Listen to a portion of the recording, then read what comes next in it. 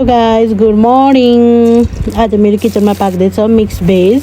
आज एउटा बच्चाहरूको स्कुल स्टार्टिङ भयो, सो मेरो अब बिहानको रुटिन सुरु हुन्छ होइन। अहिलेसम्म 10 दिन त मजाले बिहान सुत्न पाएको थियो होइन। अब चाहिँ फुल्ली बिहान उठ, पकाऊ, खुवाऊ, पठाऊ, बिजी लाइफ हुन्छ नि सुरु भयो कि।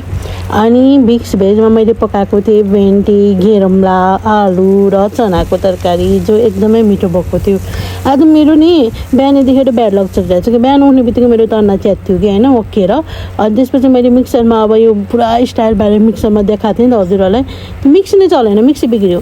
अनि त्यसपछि अब हेर्नु हुँदा हुँदा मैले घेरौँलाको तरकारी लास्टमा पानी आउँछ, कस्तो मजाले पानी आउँछ लत्त हुँदैन। घेरौँलाको तरकारीमा पानी नै आएन, सुक्खा के पानी हाल्नु पऱ्यो भनेपछि अब आजको दिन मेरो ब्याडै हुन्छ जस्तो लागेको छ। तर मेरो ब्याड भयो नि केही छैन गाइस, तपाईँहरूको शुभ रहोस्, तपाईँहरू जिन्दगीमा सुख समृद्धि हुन्छ नि सबै हरियाली सबै छाइरहोस् यति भन्दै होइन। मेरो तरकारी पनि पाक्नु लाग्यो। तरकारीको रेसिपी त के बताउनु, हजुरले भिडियोमा देखि नै हाल्नुहुन्छ गाइस।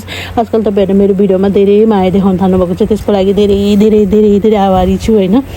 अनि यति भन्दा भन्दै मेरो भेज तरकारी पनि रेडी भयो। र गाइज अब लास्टमा चाहिँ मेरो छोरीको के साथी बेस्ट फ्रेन्ड जस्तै साथीको बर्थडे छ क्या रोजिकाको। तपाईँहरूले नि उहाँलाई विस गरिदिनु होला, मेरो विस पनि सुन्नु। रोजिका ह्याप्पी बर्थडे टु यु।